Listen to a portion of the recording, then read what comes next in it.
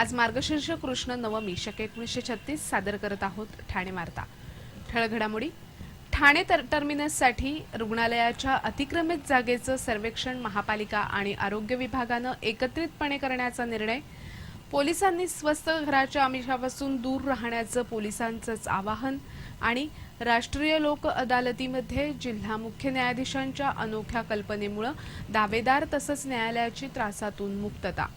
या आणि इतर घडामोडी विस्तृतपणे पण काही क्षणातच। ठाणे वार्ता पहा श्रीस्थानक वाहिनीवर। आता सकाळी 9:15 पासून रात्री 9:15 पर्यंत ठाणे वार्ता, ठाण्यातील पहिलं दृकश्राव्य माध्यम। श्रीस्थानक वाहिनी ठाण्याची स्वतःची वाहिनी। ठाण्यातील घडामोडी, कार्यक्रम, वादविवाद, अगदी गाणी, नाटक याचा आनंद घर बसल्या पहा श्रीस्थानक वाहिनी। आपल्या ठाण्याचं हक्काचं व्यासपीठ श्रीस्थानक वाहिनी। ठाणे वार्ता आता संकेतस्थळावर देखील ठाणेवार्ता.com वर क्लिक करा आणि ठाण्याच्या घडामोडी जाणून घ्या। ठाण्यातील पहिलं ऑनलाईन माध्यम ठाणेवार्ता.com। नमस्कार मंडळी, दर रविवारी पाहायला विसरू नका। नमस्कार मंडळी, आपल्या प्रश्नांचं थेट उत्तर। ठाणे वार्ता पहा श्रीस्थानक वाहिनीवर। आता सकाळी 9:15 पासून रात्री 9:15 पर्यंत ठाणे वार्ता, ठाण्यातील पहिलं दृकश्राव्य माध्यम। ठाण्यातील मनोरुग्णालयाच्या अतिक्रमित जागेवर रेल्वे टर्मिनस आणि बस स्थानक व्हावं या उद्देशानं ठाणे महापालिकेला जमीन उपलब्ध करून देण्यासाठी या जमिनीवर असलेल्या झोपडपट्टीचं एकत्रित सर्वेक्षण करण्याचा महत्त्वपूर्ण निर्णय आरोग्य विभागानं घेतला आहे। सार्वजनिक बांधकाम सार्वजनिक उपक्रम मंत्री एकनाथ शिंदे यांच्या पुढाकारानं आरोग्यमंत्री डॉक्टर दीपक सावंत यांच्या अध्यक्षतेखाली आरोग्य विभाग आणि ठाणे महापालिका अधिकारी यांची एक संयुक्त बैठक काल झाली। या बैठकीत हा निर्णय घेण्यात आला। त्यामुळे रेल्वे टर्मिनस होण्याच्या दिशेनं एक पाऊल पुढे पडले। मनोरुग्णालयाच्या अतिक्रमित जागेवर रेल्वे टर्मिनस आणि बसस्थानक करण्याचा प्रश्न गेली अनेक वर्ष रेंगाळला आहे। महापालिकेला या प्रकल्पासाठी 18 एकर जागेची आवश्यकता आहे। मनोरुग्णालयाच्या जागेपैकी बरीचशी जमीन अतिक्रमित असून त्यामुळे आरोग्य विभागाला तिचा वापर करता येत नाही। त्यामुळे ही जमीन महापालिकेला द्यावी आणि या बदल्यात महापालिकेनं आरोग्य विभागाला विकास हस्तांतरण हक्क द्यावे अशी सूचना एकनाथ शिंदे यांनी या बैठकीत केली। त्यावर ही अतिक्रमित जागा नेमकी किती आहे हे निश्चित करण्यासाठी आरोग्य विभाग आणि ठाणे महापालिकेनं एकत्रित सर्वेक्षण करावं असे आदेश आरोग्यमंत्री दीपक सावंत यांनी दिले।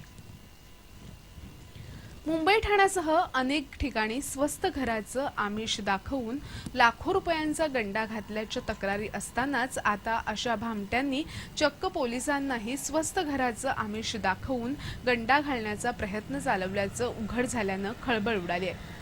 पोलिसांच्या मानव संसाधन विभागानं आपल्याच पोलिसांना अशा आमिषापासून सावध राहण्याचं आवाहन केलंय। गेल्या काही दिवसांपासून घोडबंदर भागात पोलिसांसाठी घरं बांधण्यात येत असल्याची पत्रकं एका बांधकाम व्यावसायिकाकडून वाटण्यात येत आहेत। अनेक पोलीस कर्मचाऱ्यांनी पोलीस आयुक्तालयात जाऊन या स्वस्त घराबाबत चौकशी सुरू केल्यानं पोलीस मुख्यालयातील अधिकारीही चक्रावून गेले।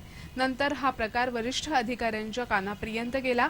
पोलिसांसाठी स्वस्त घरं बांधण्याची परवानगी कुणालाही दिली नसल्याचं त्यानंतर समोर आलं। त्यामुळे पोलिसांच्या मानव संसाधन विभागाचे सहाय्यक आयुक्त अमित काळे यांनी एक पत्रक काढून स्वस्त घराच्या आमिषाला बळी पडू नये असं आवाहन केलंय। अशा बनावट बांधकाम व्यावसायिकांकडून फसवलं गेल्यास त्याची सर्व जबाबदारी संबंधित कर्मचाऱ्याची राहील।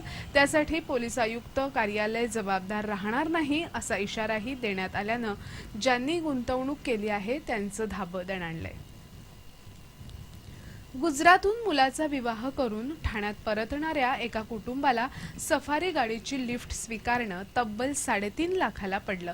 घोडबंदर इथून ज्या गाडीतून हे कुटुंब ठाण्याला घरी आलं त्या गाडीचा क्रमांकही मोटरसायकलचा असल्याची बाब उघड झाली आहे। ठाणे पूर्वेत राहणारे दिलीप लक्षकार आपल्या कुटुंबियांसह गुजरातहून ठाण्यात परतत असताना घोडबंदर रस्त्यावरील फाउंटन हॉटेलच्या नाक्यावर उतरले। तिथून ठाण्यात येण्यासाठी बसची वाट पाहत असताना अचानक तिथे आलेल्या सफारी गाडीच्या चालकानं ठाण्यात येण्यासाठी त्यांना तिकिटाच्या दरात लिफ्ट दिली।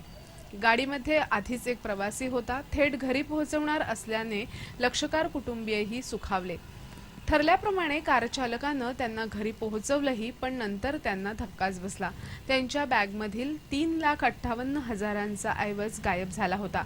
या सफारी गाडीचा क्रमांक एका मोटरसायकलचा असल्याचं तपासात उघड झालंय.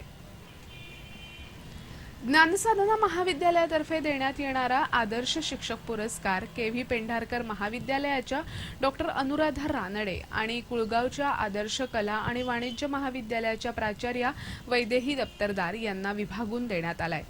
ज्येष्ठ समाजसेवक डॉक्टर विकास आमटे यांच्या हस्ते ज्ञानसाधना महाविद्यालयातर्फे देण्यात येणाऱ्या स्वातंत्र्य सेनानी दत्ताजी ताम्हाणे आदर्श शिक्षक पुरस्कार आणि सरलाताई चिटणीस आदर्श शिक्षक पुरस्कार प्रदान करण्यात आले. जिल्हा आणि ठाणे शहरातील ज्येष्ठ आणि कनिष्ठ महाविद्यालयात किमान 10 वर्ष कार्यरत असणाऱ्यांना आदर्श शिक्षक पुरस्कार दिले जातात. यंदा जिल्ह्यासाठी वरिष्ठ महाविद्यालयाकरता दत्ताजी ताम्हाणे आदर्श शिक्षक पुरस्कार डॉक्टर अनुराधा रानडे आणि डॉक्टर वैदेही दप्तरदार यांना विभागून देण्यात आला.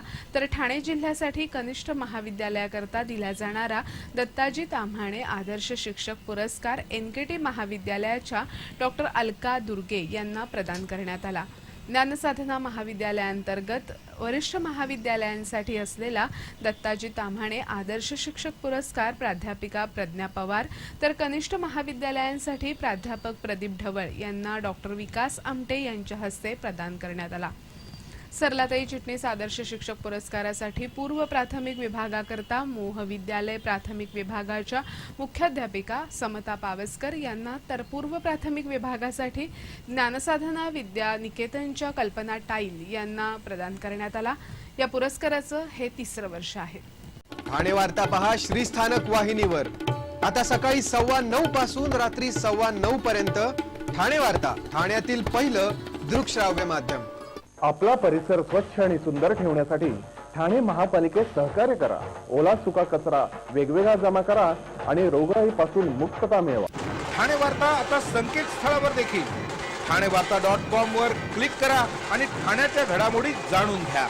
ठाण्यातील पहिलं ऑनलाईन माध्यम ठाणेवार्ता.com.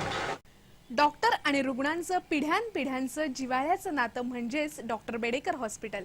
आता अत्याधुनिक सोयी सुविधा आणि तंत्रज्ञान युक्त वंध्यत्व निवारण केंद्रात IVF आणि टेस्ट ट्यूब बेबीचीही सुविधा. Doctor Bedekar hospital, Maharshi Karvepath, Thane. 65 वर्षांची निरंतर सेवा. Jaipuri jewellery exhibition cum sale, 50% बचत. American diamond sets, mangalsutra, fancy bracelet, fancy earring top, radium आणि गोल्ड प्लेटेड बांगड्या आणि अन्य ज्वेलरी फक्त जयपुरी ज्वेलरी एक्झिबिशन मध्ये, अशोका बेसमेंट जवळ, गोखले रोड, नौपाडा, ठाणे पश्चिम. ठाणे वार्ता पहा श्रीस्थानक वाहिनीवर. आता सकाळी 9:15 पासून रात्री 9:15 पर्यंत ठाणे वार्ता, ठाण्यातील पहिलं दृकश्राव्य माध्यम. ठाणे काजूवाडी ते दादरच्या सिद्धिविनायक मंदिरापर्यंत व्होल्वो बस सेवा सुरू करावी, अशी मागणी माजी महापौर अशोक वैती यांनी परिवहन बस व्यवस्थापकांकडे केली आहे. प्रभाग क्रमांक 27चे स्थानिक नगरसेवक या नात्यानं अशोक वैती यांनी ही मागणी केली असून या भागातील नागरिकांना सिद्धिविनायकाच्या दर्शनासाठी तसंच दादर इथे नोकरीनिमित्तानं जाणं येणं सोयीचं व्हावं म्हणून अशी बस सेवा सुरू करावी, अशी मागणी अशोक वैती यांनी केली आहे. शहराच्या विकासामध्ये ज्येष्ठांचं मोलाचे योगदान असून त्यांच्या अनुभवाचा फायदा शहरासाठी होईल असा आशावाद महापौर संजय मोरे यांनी ठाण्यात बोलताना व्यक्त केला. ठाणे महापालिकेतर्फे आयोजित ज्येष्ठ नागरिक दिनाच्या कार्यक्रमात ते बोलत होते. यावेळी समाजासाठी भरीव योगदान देणाऱ्या ज्येष्ठ नागरिकांचा शाल, स्मृतिचिन्ह आणि श्रीफळ देऊन गौरव करण्यात आला. याच कार्यक्रमात ज्येष्ठ नागरिकांसाठी पाऊले चालती पंढरीची वाट या कार्यक्रमाचं आयोजन करण्यात आलं होतं.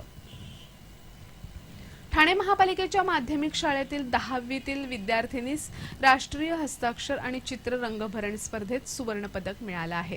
पुण्याच्या विद्यार्थी विकास संस्थेतर्फे राष्ट्रीय हस्ताक्षर आणि चित्रभरण स्पर्धेचं आयोजन करण्यात आलं होतं.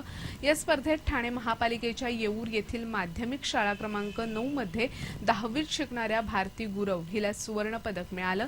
तिच्या या यशाबद्दल पालिका आयुक्त असीम गुप्ता यांनी तिचा खास गौरव केला. येऊर येथील राष्ट्रीय उद्यानातील पार्ट्यांवर निर्बंध घातले जातील आणि पार्टी तसंच तेथील नियमबाह्य कृत्यांना जबाबदार असणाऱ्या या पोलीस अधिकाऱ्यांवर कारवाई केली जाईल अशी घोषणा वनमंत्री सुधीर मुनगंटीवार यांनी विधानसभेत केली। राष्ट्रवादी काँग्रेसचे कळवा मुंब्र्याचे आमदार जितेंद्र आव्हाड यांनी येऊरमध्ये रात्रंदिवस सुरू असलेल्या पार्ट्यांचा धुडगूस निदर्शनास आणला असता वनमंत्र्यांनी ही घोषणा केली। येऊर हा संजय गांधी उद्यानाचा भाग असून रात्री 10 नंतर जंगलात प्रवेश दिला जात नाही, मात्र तरीही तिथे पार्ट्या सुरू असतात। अंमली पदार्थांचं सेवन अशा पार्ट्यांमधून होतं। रात्रभर ध्वनिक्षेपक लावले जातात असं आमदार आव्हाड यांनी सभागृहाच्या निदर्शनास आणलं होतं। त्यावेळी वनमंत्री सुधीर मुनगंटीवार यांनी या प्रकरणी चौकशी केली जाईल आणि तेथील पार्ट्यांवर निर्बंध आणले जातील असं सांगून ज्या पोलिसांकडून हलगर्जीपणा झाला असेल त्यांच्यावरही कारवाई केली जाईल असं स्पष्ट केलं।